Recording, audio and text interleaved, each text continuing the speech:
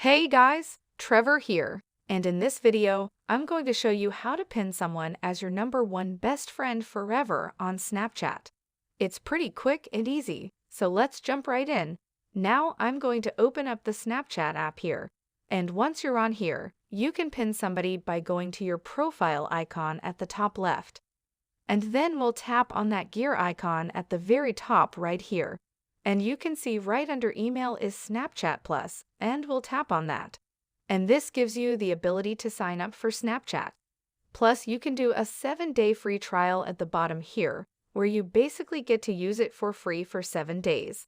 After that, it's about $399 per month, or you can pay for a yearly subscription as well. So I'm going to tap Learn More at the very top here. And it says the second link here is Best Friends Forever Pin as #1 best friend. So I can tap on that.